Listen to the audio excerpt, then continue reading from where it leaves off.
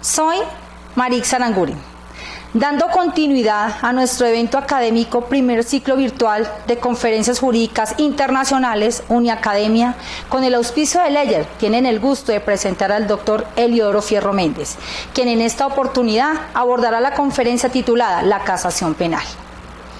El doctor Eliodoro Fierro Méndez es abogado especializado en Derecho Penal y Criminología, profesor de especialización y maestría, miembro titular de la Asociación Colombiana de Derecho Procesal Constitucional y de la Asociación Mundial de Justicia Constitucional. Autor de las siguientes obras: Los derechos fundamentales y la acción de tutela, La medida de aseguramiento, Manual de Derecho Procesal Penal, parte general y parte especial, La prueba como causa de nulidad del proceso penal, Detención y libertad, La competencia del juez penal, la prueba en el derecho penal, el precedente y el antecedente jurisprudencial, los recursos en la preclusión de la investigación penal, la imputación y la acusación. Buenas tardes.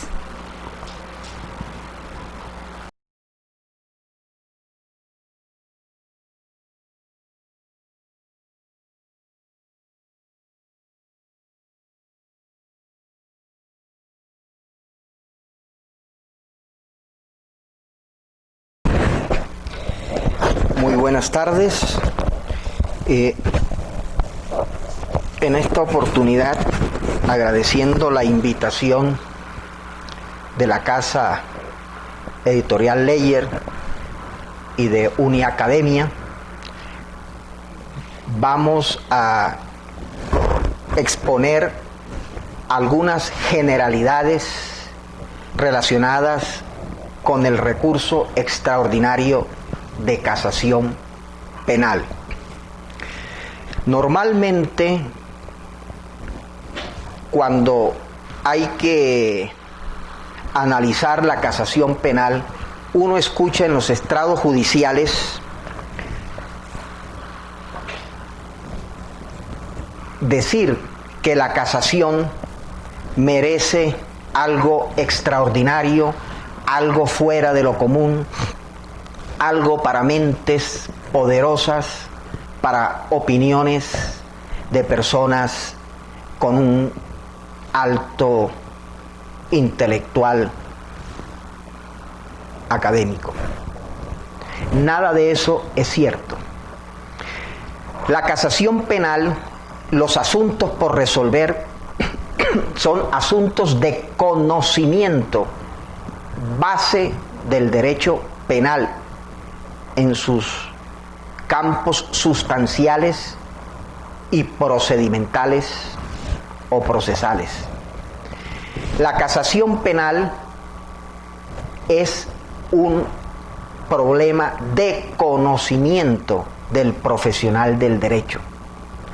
Por ejemplo, cuando le dicen, es que eso es difícil de entender, eso es complicado y complejo, uno pregunta, ¿por qué es complicado y complejo? Entonces le dicen a uno, no, porque, por ejemplo, la causal tercera de casación, que habla de las estructuras probatorias, de las garantías de la prueba. Y entonces uno pregunta, ¿tú vistes derecho probatorio? ¿Has estudiado derecho probatorio? Sí, claro que sí. Yo estudié derecho probatorio. Esa es la causal tercera. Si tú no manejas todo el contenido, el alcance y los límites de lo que es el derecho probatorio, pues obvio la causal tercera va a tener problemas en su entendimiento. La causal primera, también, si no se conocen, no se es versado en los temas sustanciales, normativos, en los tipos penales, en los elementos de los tipos penales, en los instrumentos modificadores de los tipos penales, pues lógico que la persona no va a entender la casación. Pero no es porque la casación sea para seres extraordinarios o de otros planetas, no, el problema es el vacío conceptual y de conocimiento que la persona tiene al respecto. Pues bien, habiendo hecho esa aclaración, pasemos a mirar el origen de la casación. La casación algunos la ubican como de origen francés, y así hay muchos que, siguiendo esas corrientes ideológicas, reafirman que nació en Francia. Pero si uno se remonta en la historia, si uno hace el seguimiento y un barrido a los textos, encontrará que tiene sus antecedentes en el derecho romano, en la Roma imperial, y que se va transformando desde Roma hacia Francia con algunas modificaciones, pero si se quiere no se puede ubicar solamente en Francia ni solamente en Roma, pues tiene antecedentes tanto romanos como franceses.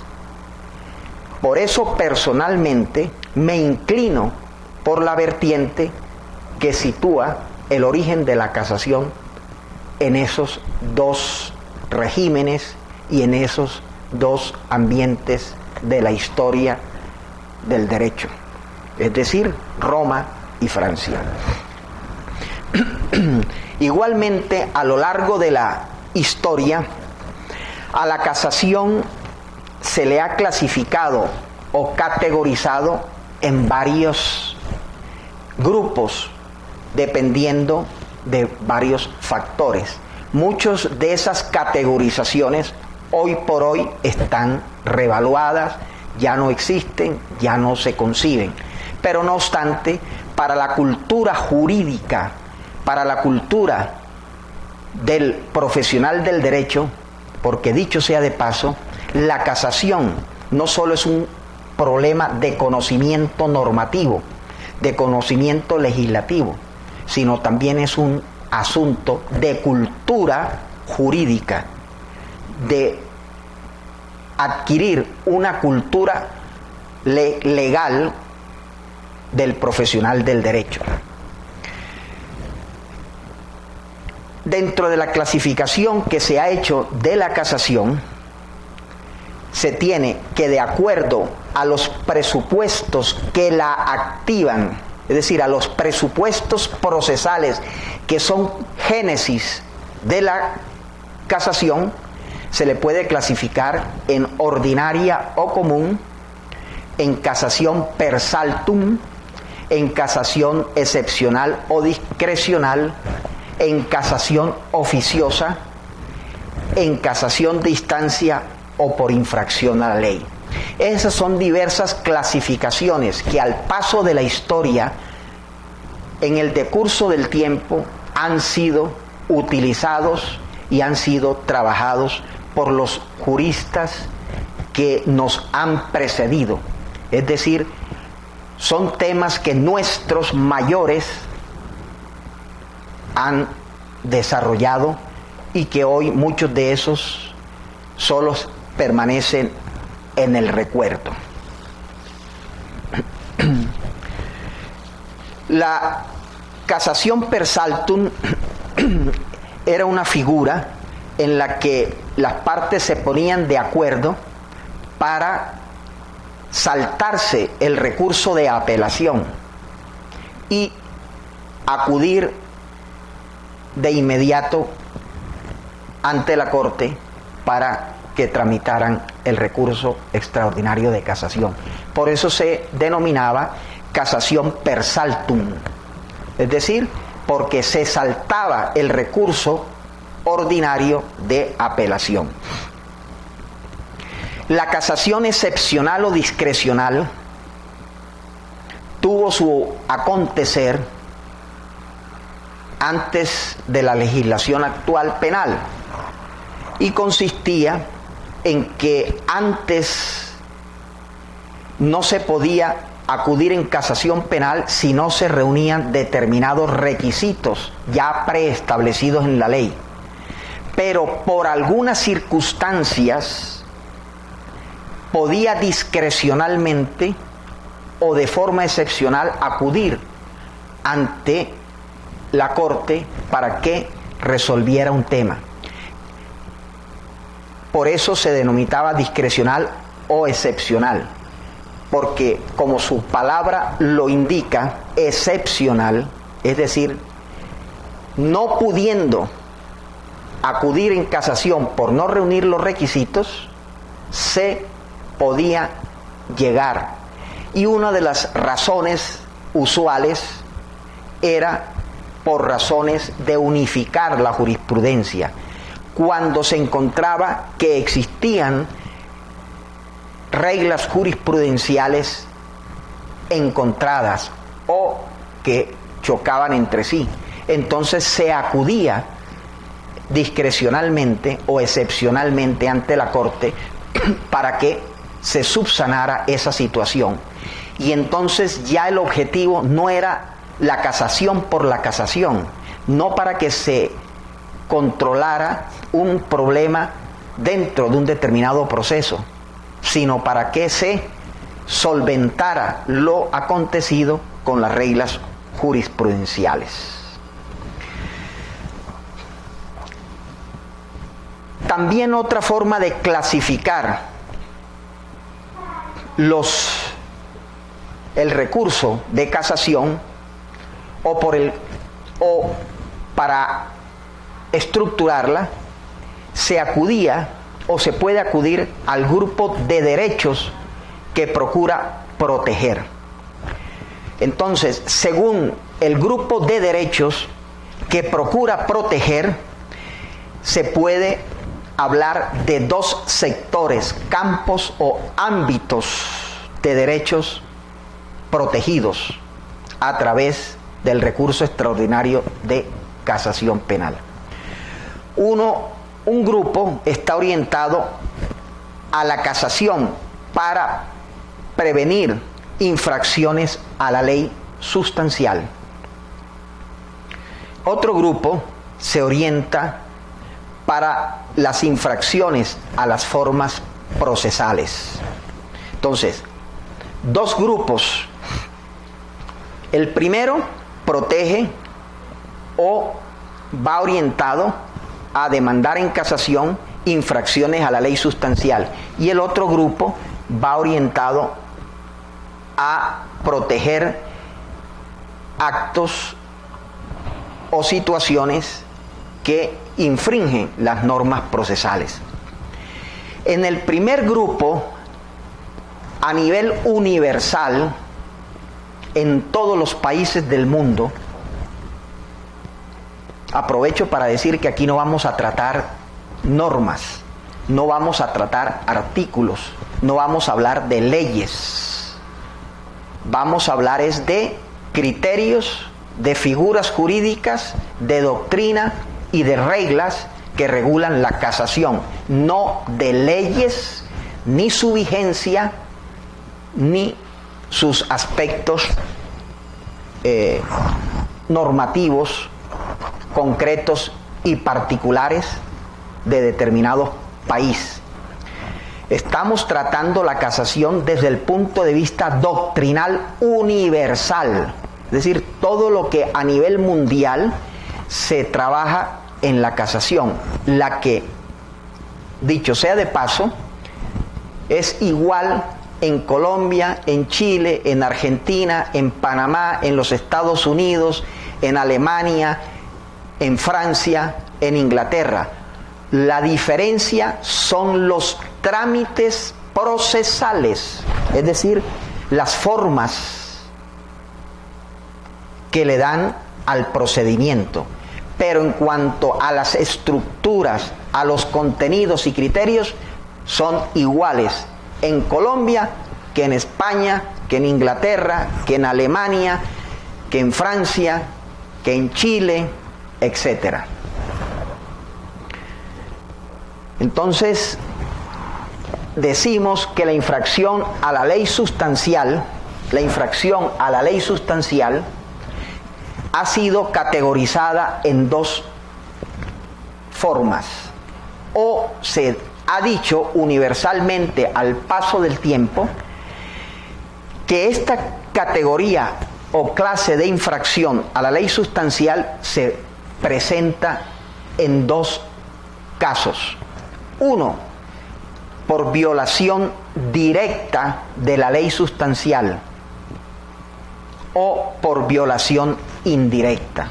Es decir, las infracciones a la ley sustancial, el primer grupo que alude a la infracción a la ley sustancial, tiene dos subcategorías o dos vertientes o formas como se llega a la violación de la ley sustancial. Una por la vía directa, es decir, de forma directa se produce la violación. Y la otra vía es indirecta, es decir, la ley sustancial se viola indirectamente. Las personas dicen, pero es como así, si ambos son leyes sustanciales, entonces ¿cómo así que directa e indirecta sustancial? La explicación es simple, sencilla.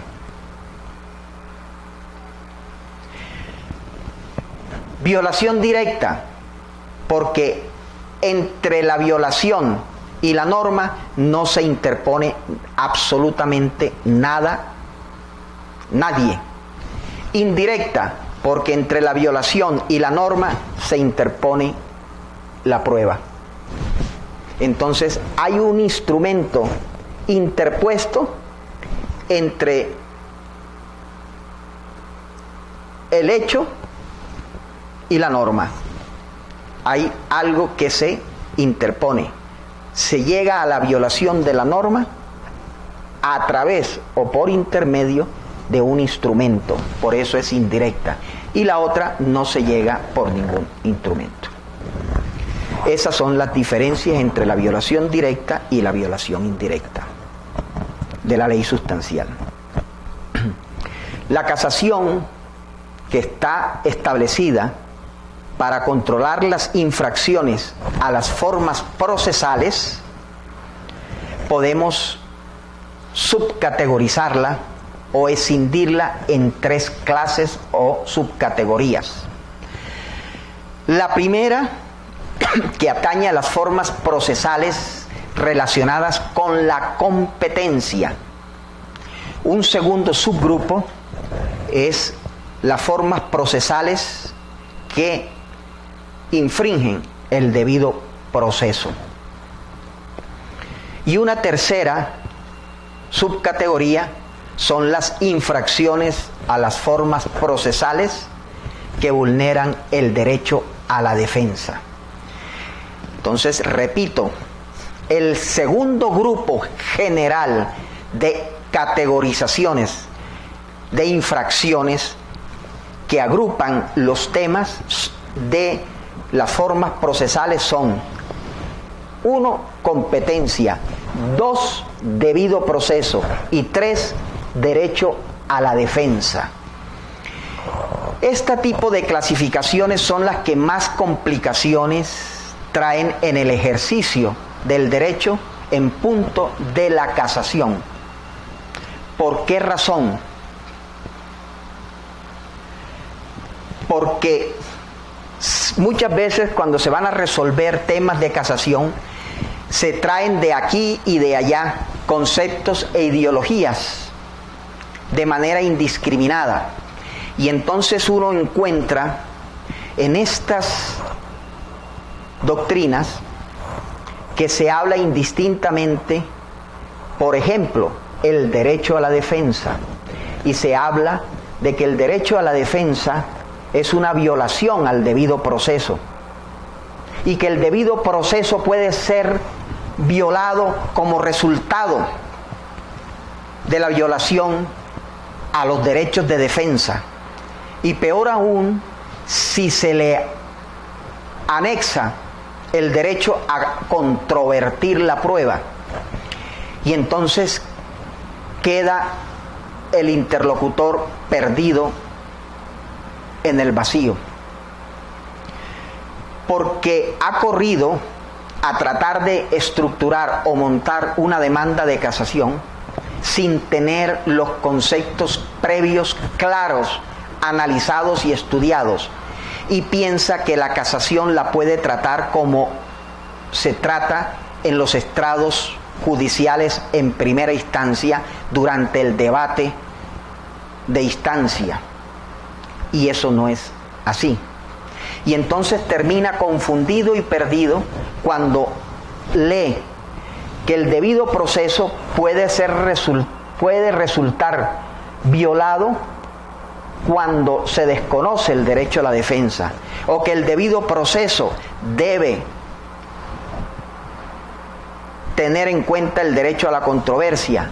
Entonces la persona confunde y dice, entonces debo plantear violación al derecho a la defensa, o por el contrario violación al debido proceso, o por el contrario violación al derecho a la controversia, y queda perdido sin un mapa que lo guíe o lo oriente, y al final termina de manera indiscriminada haciendo una mixtura o una entremezcla de esos tres derechos, y a ratos en la demanda termina hablando de debido proceso y a renglón seguido de derecho de defensa, y termina reclamando derecho a controvertir la prueba, y al final no se da cuenta que ha entremezclado tres situaciones totalmente diferentes que han sido perfectamente esclarecidas por la doctrina internacional, por la jurisprudencia nacional y por la jurisprudencia extranjera. Porque si bien forma parte del debido proceso el derecho a la defensa, sin embargo, ha sido decantado que son derechos para ser analizados, tratados y debatidos de manera separada. Y es ahí donde empiezan los problemas. La casación no se puede tratar de estructurar o de presentar abriendo un simple texto o leyendo una simple jurisprudencia, porque si no se tiene el mapa conceptual, se termina con los problemas. Otro de los asuntos que hay que tener presente en el recurso extraordinario de casación es lo que tiene que ver con los principios que regulan la casación. Siempre nos han dicho a nivel universal que el derecho penal es oficioso, que el derecho penal obliga al juez a actuar de oficio, y en cierta medida es verdad, pero acontece que en asuntos de casación la casación no es oficiosa, salvo precisos, particulares y concretos asuntos que están establecidos en la ley y en las reglas jurisprudenciales. No en todos los asuntos puede la Corte Suprema de Justicia o los tribunales supremos de justicia adentrarse en el estudio de una demanda de casación de manera oficiosa. Porque la casación, el principal principio que regula la casación es que no es de oficio. La casación nunca es oficiosa, salvo las excepciones legales y jurisprudenciales muy concretas y precisas que universalmente han sido establecidas. Entonces, eso hay que tenerlo muy en cuenta, porque si se cree que la magistratura está en la obligación oficiosa de resolver la demanda, ya entrando está perdido. El segundo principio que regula la casación es que es un derecho rogado. Es rogado, es un derecho pedido, solicitado. el casacionista está en la obligación de pedirle a la Corte que intervenga. Si no solicita la intervención, la Corte no puede oficiosamente, reitero lo dicho anterior. ¿Por qué? Por el principio de no oficiosidad. Este segundo principio se apareja con el anterior. Es un principio que dispone que el derecho de casación es rogado, se hace a petición de parte. El tercer principio tiene que ver con lo que se conoce como autonomía de causales. Autonomía de causales. Recordemos que hace un momento enunciaba que debido proceso, derecho a la defensa y derecho de controversia son elementos normativos diferenciados y reglados universalmente para ser tratados en casación de manera separada. Entonces, el tercer principio que tiene que ver con autonomía de causales es que usted tiene que enunciar cada causal por separado. En el escrito de casación, usted como casacionista no puede hacer mixturas, no puede entremezclar una con otra. Tiene que plantearlas de forma separada. Causal número tal y causal número tal. Tiene que indicar qué causal es la que está invocando y así plantearla. Sigue otro principio que va estrechamente unido con el que acabo de enunciar, y es la demostración de la respectiva causal. Cada causal que se aduzca tiene sus procedimientos, sus fundamentos, sus elementos estructurales. Es decir, si un casacionista plantea la causal primera de casación, violación a la ley sustancial, no puede demostrarla, no puede presentar la explicación con los elementos que estructuran la nulidad. No puede hacerlo, porque para la nulidad son otros planteamientos. No puede tampoco con los elementos que hablan sobre una incongruencia. Son situaciones totalmente diversas. Entonces, la autonomía de causales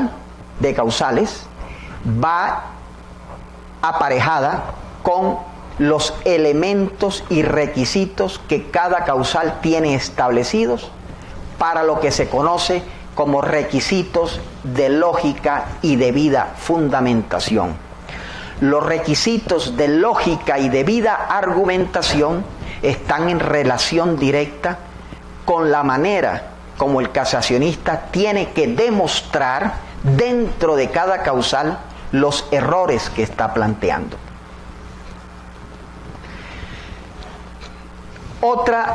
Otro de los principios que regulan la casación es el principio de limitación.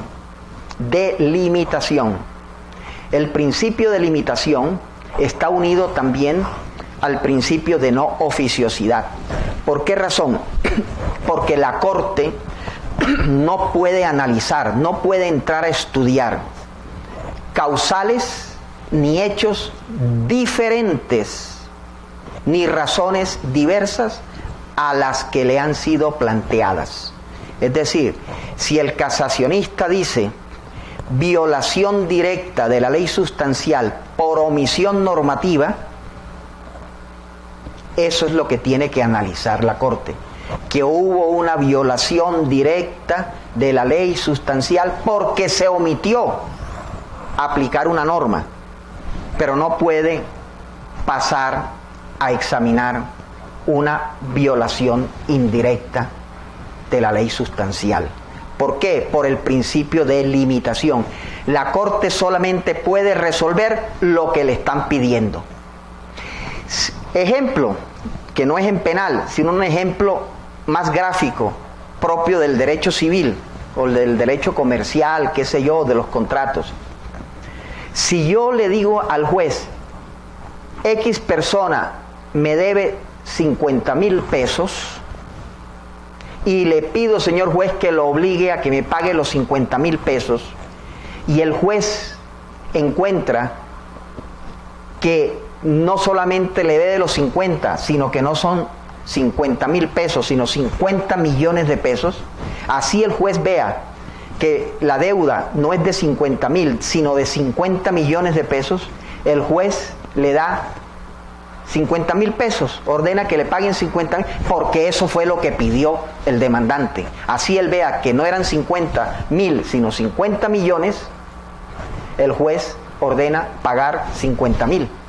Así se dé cuenta que eran 50 millones de pesos, porque el demandante no pidió 50 millones, sino 50,000. Lo mismo pasa en casación.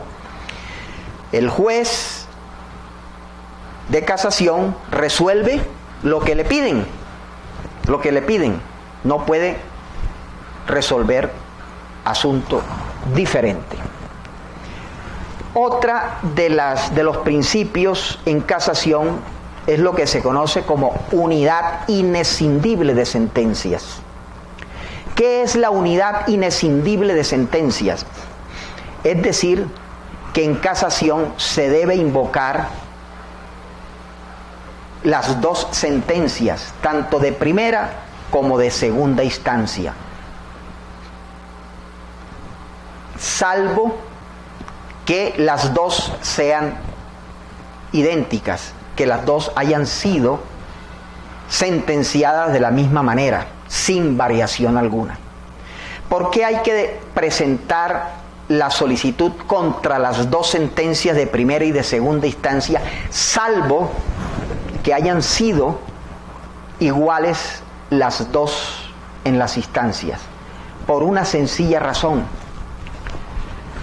Porque puede acontecer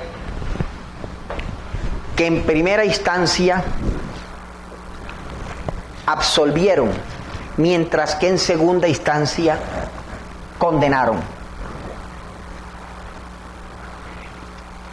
¿Qué pasa si la Corte en casación resuelve mantener la sentencia que condena y no revoca la de primera instancia que absolvió? Quedaría una controversia allí. En casación confirman la segunda instancia, pero está sin anularse la de primera instancia, o viceversa.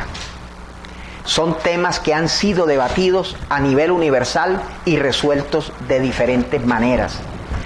Pero como aquí no estamos tratando casuística, sino explicando doctrina, explicando reglas, por eso hablamos de las generalidades a nivel universal, que repito, tampoco es normativo.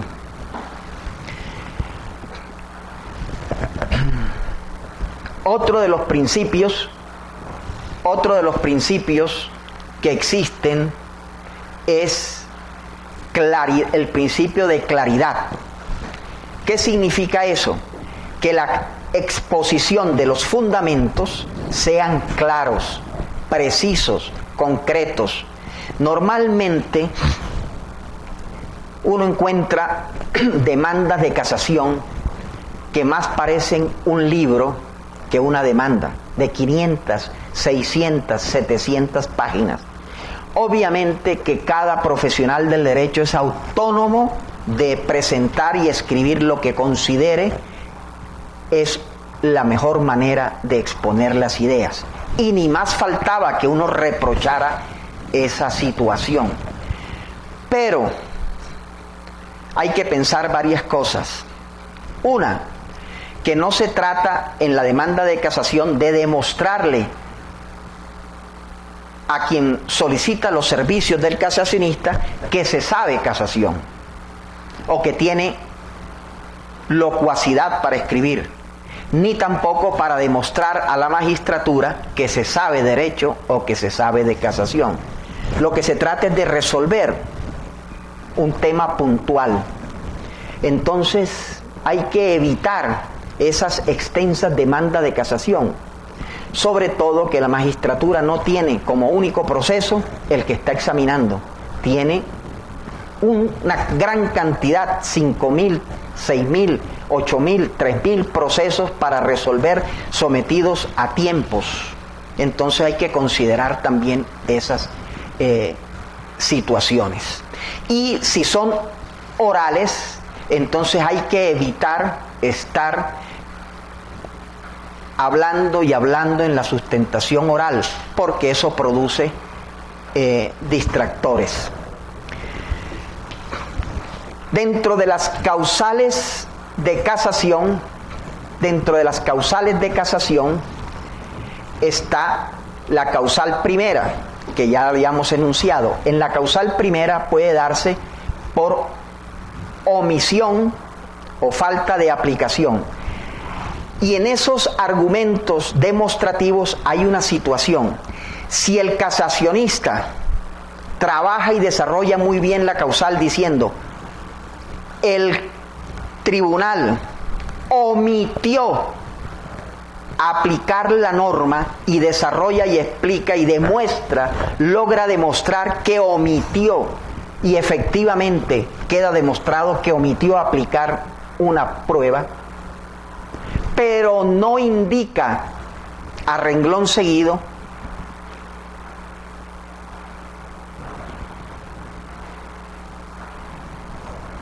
el por qué debía aplicar determinada norma, es decir, demostró la omisión de una norma, de un artículo, de un tipo penal, logra demostrarlo, pero no explica por qué esa norma que aduce que omitió aplicarla, por qué tenía que haberla aplicado. Entonces, si el casacionista explica que omitió, tiene que explicar también por qué la norma que dice que fue omitida era la que tenía que aplicarse. Pero además implica que tenga que solicitar en la demanda que supriman la norma que aplicó el sentenciador. Lógico, porque no puede dejar viva, si está diciendo que omitió y que aplicó mal esta, él tiene que despedir que apliquen esta y que retiren esta, pero no puede pedir que apliquen la que él está diciendo fue omitida y dejar aplicable la que está reprochando por equivocada. Entonces, si ven, es un equilibrio normativo en la causal primera. Si omitió, fue porque incluyó la que no era. Omitió la que era, incluyó la que no era. Entonces, al pedir, pida que incluya la que él considera y a su vez que retiren la mal incluida. Entonces muchas veces el casacionista se olvida de solicitar el retiro de la norma que considera fue mal incluida y la deja viva. Entonces eso atenta contra el principio de claridad, contra el principio de lógica y debida argumentación. Otra de las situaciones que pueden presentarse es el error de interpretación normativa. El sentenciador elige la que corresponde, elige efectivamente la norma aplicable al caso controvertido, pero se equivoca al hacer el estudio de los elementos normativos. Entonces, el casacionista tiene que recordar sus clases de por allá de primeros años del derecho, cuando veía los elementos del tipo penal, los elementos normativos, los elementos extranormativos, etc. El verbo rector, núcleo del verbo. Entonces ahí es cuando tiene que recordar sus primeras clases del derecho penal, los primeros encuentros y los primeros pininos de sus primeros años del derecho. Pero como quizás ya han transcurrido 30, 40 años de haber egresado, piensa que ya eso es para los primíparos, para los estudiantes de pregrado. Para él en casación eso no cuenta. Y ese es el principal error, falta de humildad. Entonces, esas son las cosas que hay que tener muy, muy presentes en el tema.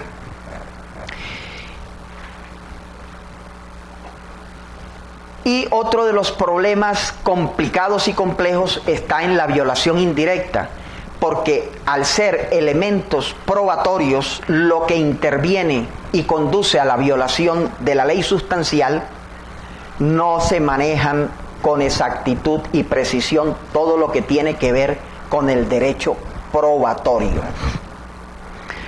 Y entonces hay muchas cosas cuando se habla del error de hecho por falso juicio de existencia, el error de hecho por falso juicio de identidad, el error de hecho por falso raciocinio. Y entonces ahí dice, ¿qué es eso? ¿Qué es el falso juicio de existencia? ¿Qué es el falso juicio de raciocinio?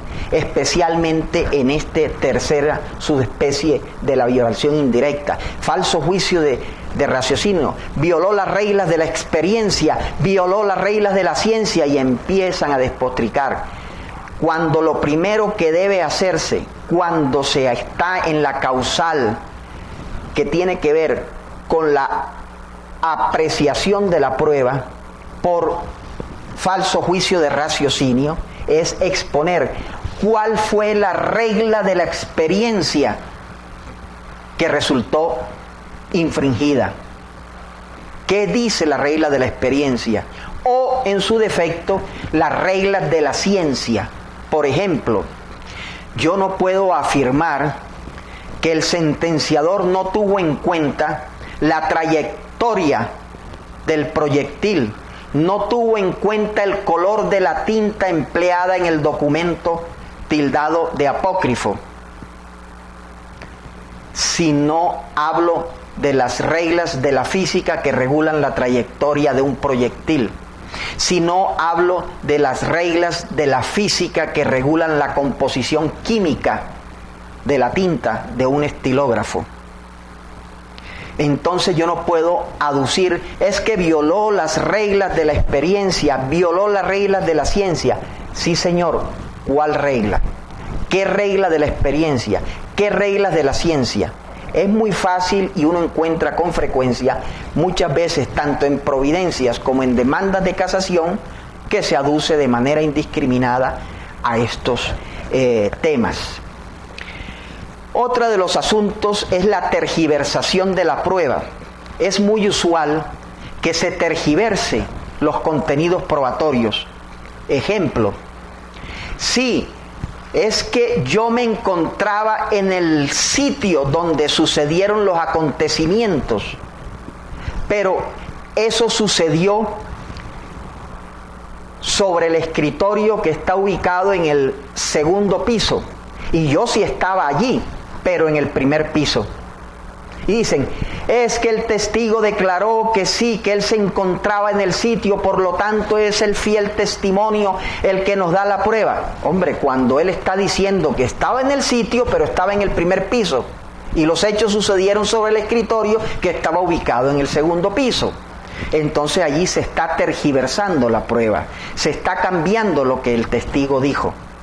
Entonces todo eso tiene que ver, reitero, con los problemas de conocimiento del derecho, y tiene que ver con los conocimientos de las ciencias, tiene que ver con los conocimientos y la cultura del profesional del derecho.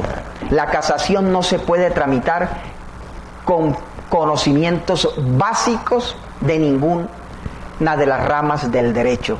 La casación requiere de amplios y vastos conocimientos doctrinales y jurisprudenciales de lo que regula el derecho penal. Si uno va con los conocimientos básicos de un primer año de derecho no hace nada, ni aún con los conocimientos básicos de un pregrado, porque ahí queda fracasado y perdido en la inmensidad.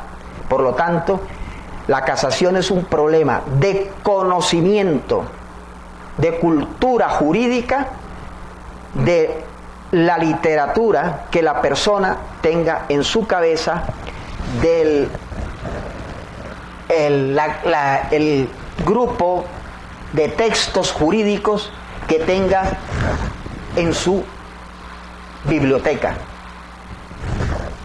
Con solo la internet no podrá solucionar. Tiene que tener respaldo, sobre todo de textos de nuestros mayores, de nuestros antepasados, hoy despreciados por la juventud. Entonces invito a que hagamos nuestra biblioteca para poder entender lo que es la casación penal. Muchas gracias a todos los asistentes y muy amable a el grupo editorial Leyer, a Uniacademia, por la invitación que en la tarde del día de hoy me han hecho para presentar una disertación global en el marco de los contenidos de la literatura universal de la casación, que no de leyes ni de normas. Gracias.